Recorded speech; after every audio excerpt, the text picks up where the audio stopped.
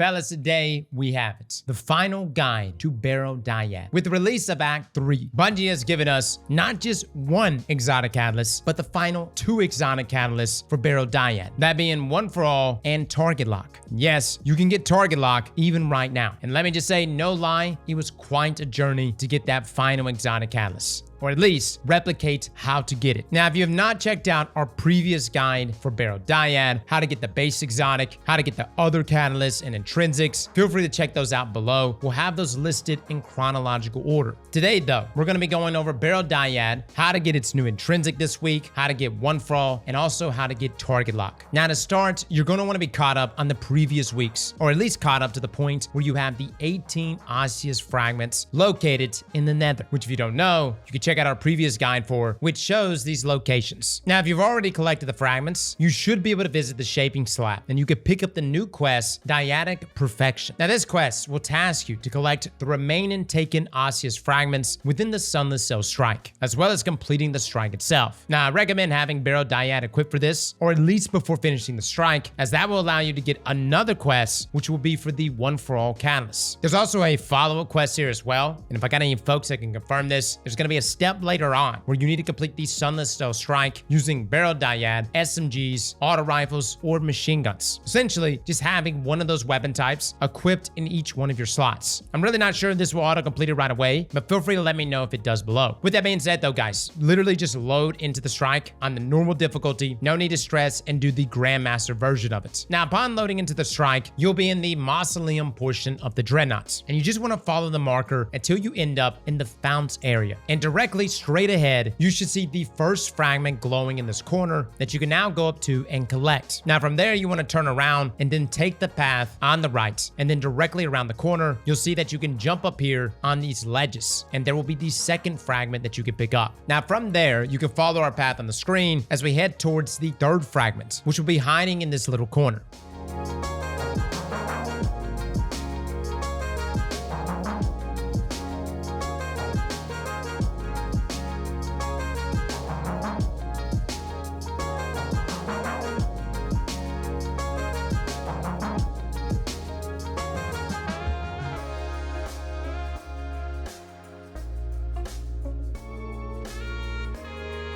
Now, from here, you can actually kill all the enemies in this area until the door opens, and then you want to head forward until you reach the asylum area. Now, it's here that there will be 2 more fragments that you can collect. Now, once you head through the door, you want to go to the left, and then there will be these pillars that you can jump on, and you'll find the 4th fragment there at the bottom. Now, there's also another one in this area. You're going to want to jump underneath this middle platform, and you'll see an opening that you can jump down into, and fragment number 5 will be sitting there. There's also some invisible platforms that you can use if you need it. Now, after those 2 fragments are collected, you can now complete this room by destroying the blights on both sides of the room to then open the door. Now, in this next room, there are no fragments, so just kill the enemies until you clear the room, and from there you can progress forward, and there will be a platform to the left of the bridge that you can jump up on to find the final fragments. And all you need to do here is clear this next room. You're going to follow the bridge down until you hit a rally flag. You're then going to defeat the boss and clear the strike. Now, 2 things will happen once the strike is completed. If you've already leveled up Path of Ambition Reputation track to rank 12, and you've gotten the first 3 ambition upgrades, then your Dyadic Perfection quest should complete and give you the 5th intrinsic upgrade for Barrow-Dyad. Otherwise, for my folks that haven't ranked up Path of Ambition yet, you'll need to get that up to rank 12, and you'll need to get those 3 upgrades first, which are Ardent Force at rank 5, Undying Power at rank 9, and Sumptuous Repass at rank 12. Now, the other thing that will happen upon completing the strike, if you have Barrow-Dyad equipped, is you'll find the Trembling Osseous Spine, which says to exchange it for the Hundredfold Path quest, which will be present at the shaping slab. Now, the first step of this quest will task you with finding all the tithing worm spawn, which you may have already collected some of these during Act 2, as 8 were available. And the final 2 are now available in the new area within the Nether. Now, if you don't have any of these, you want to make sure you're on the Path of Ambition. Otherwise, you only see different worms for Path of Resolve, which we don't need, at least for right now. Now, there's going to be 2 worms per area, starting with the Hall of Souls from this middle area where the Subjugator boss spawns, and you essentially just want to head left.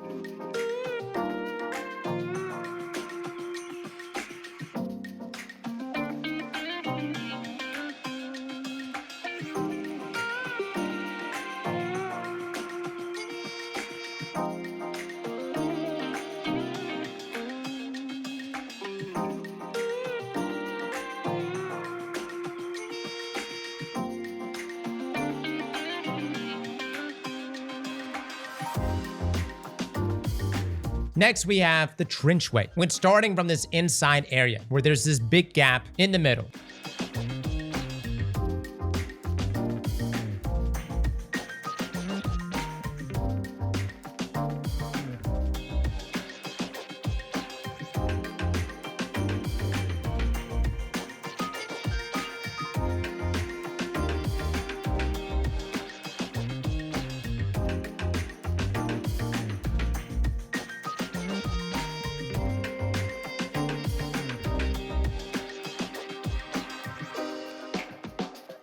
Next, we have the founts, and you want to start from this in the middle platform where the meatball boss spawns.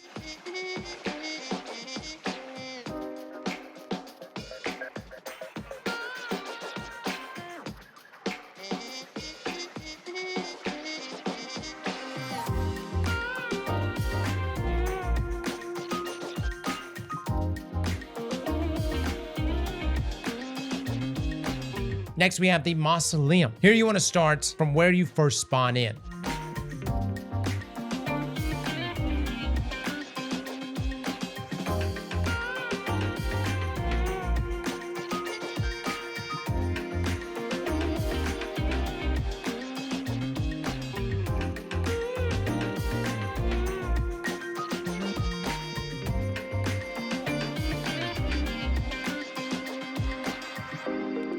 Then finally, we have the new area added to the nether, the Hull Breach. Now, the easiest way we found to get to this area is by loading into the nether until you get the mausoleum, and then complete the area and kill the boss. Keep in mind, this is still RNG. You won't get it every try, but one of the paths that it can give you is going to be on the left-hand side through this door right here, and it'll take you to the Hull Breach. Now, keep in mind, there are other ways here. We just found it easier to just load into the mausoleum, shred the 3 encounters, kill the boss, and then leave it up to RNG to give us this path to the Hull Breach. Now, when you enter this area, you want to turn around and start climbing up this debris above the door that you just entered, and you should see the worm sitting there against the wall.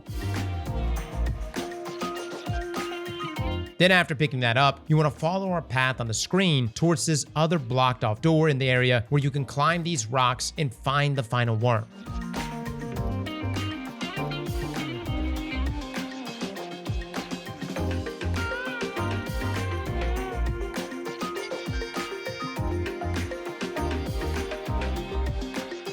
Now, once all 10 worms have been collected, your quest will progress to step 2, which will ask you to complete the Sunless Cell Strike using only high rate of fire weapons. That means submachine guns, auto rifles, or machine guns, as well as the Barrow-Dyad submachine gun. Pretty straightforward on this, guys, and very similar to previous quests that had us equip certain weapon types. Just make sure you have Barrow-Dyad equipped, put on an auto rifle or an SMG in your energy slot, and then a machine gun in that heavy slot, and then just complete the strike. Now, upon doing so, you will be rewarded with the One for All catalyst. Now, let me just say, guys, that's the easy catalyst to get. And if you're happy with just using One for All, by all means, you can go to the Enclave, slot your intrinsic, slap on One for All, and ride off into the sunset. However, if you want target lock, which is really the perk so many people have been interested in, myself included, this was the catalyst that made me pull my hair out. Now, originally, we thought that this week we would only get One for All and not target lock, as the previous catalysts were locked week over week, but that is not the case. So to start, you want to head back to the new Hull Breach area. Once here, you just want to follow the path that we take until you reach this Cabal flag with Tolan in front of it.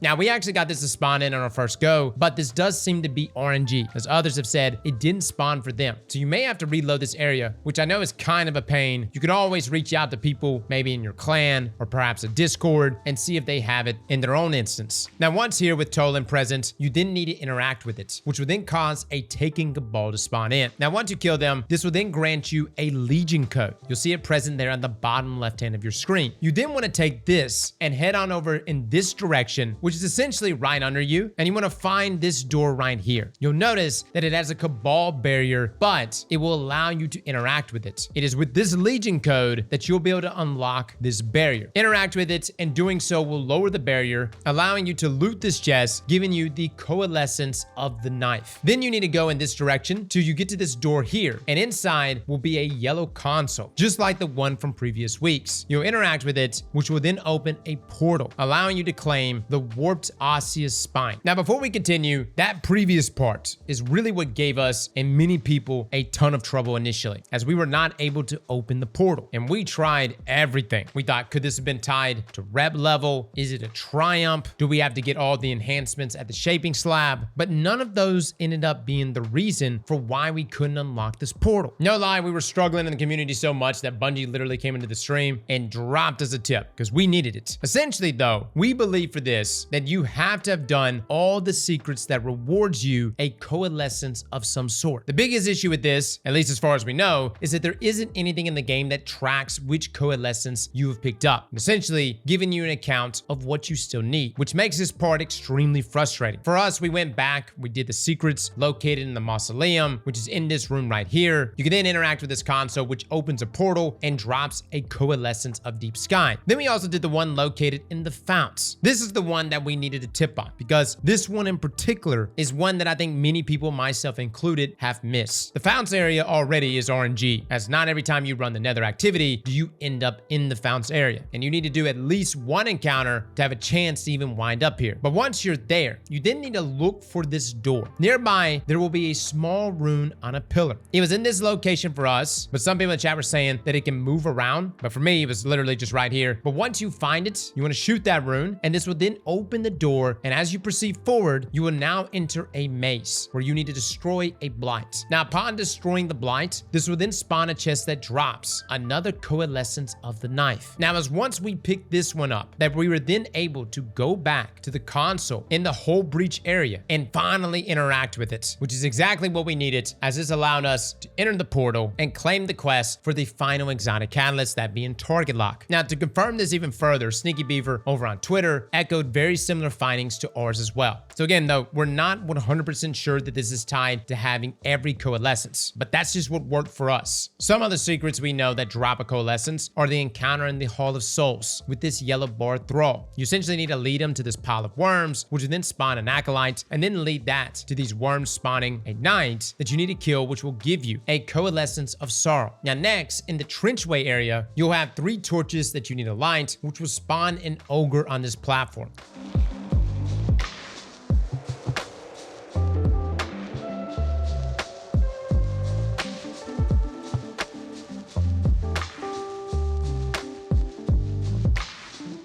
You want to kill them, and you'll get another coalescence of sorrow. Then you have the mausoleum, the area where the boss spawns in. You want to look around, and you'll find 4 small blights in the tentacles. Look hard, guys. I've literally overlooked it, but they're there.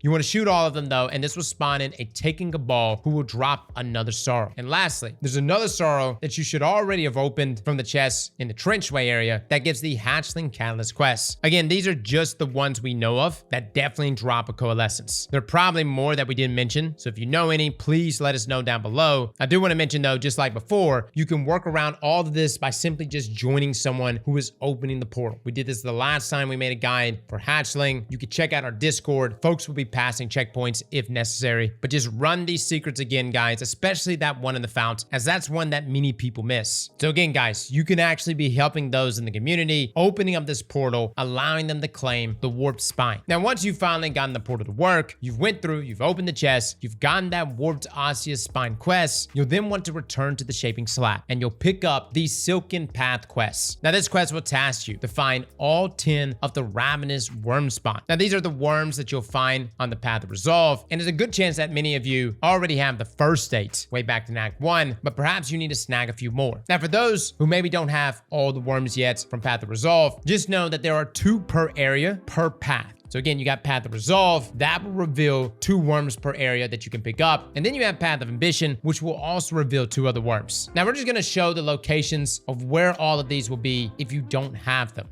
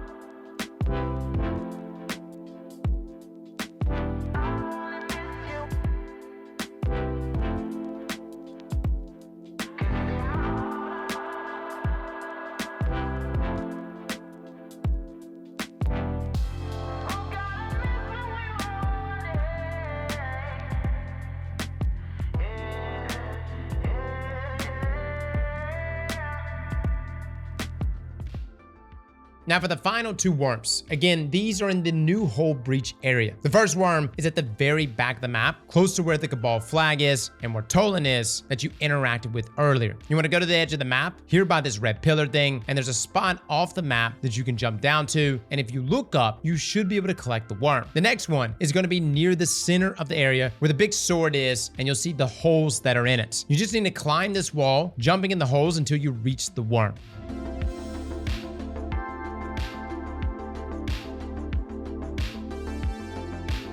Now, after all 10 have been collected, the quest will update asking you to complete the exotic mission Derealize. And you have to do this with Barrow-Dyad equipped. Now, it's a good chance you've probably already done this mission before, guys. Now, I will say it is a pretty lengthy mission. We'll link our original guide if you're needing a refresh. But essentially, upon completing this mission, you will be given the final catalyst for Barrow-Dyad, that being target lock. So, guys, that's it. That is your quest for Barrow-Dyad. And let me just say, guys, it is a lengthy one. This exotic has tested us on so many levels. And even though, yeah, I wish some things could have been laid out a bit better, I really liked that the community came together on this. I felt challenged, and I love that we were all like searching for secrets on this. In the past, I felt like exotic quests had a very ABC approach, which was somewhat dull. This one, though, definitely challenged us, and we'll be testing out both One for All and Target Lock very soon. Fellas and ladies, thank you all for coming and watching, and as always, slap that like button like your mama told you right.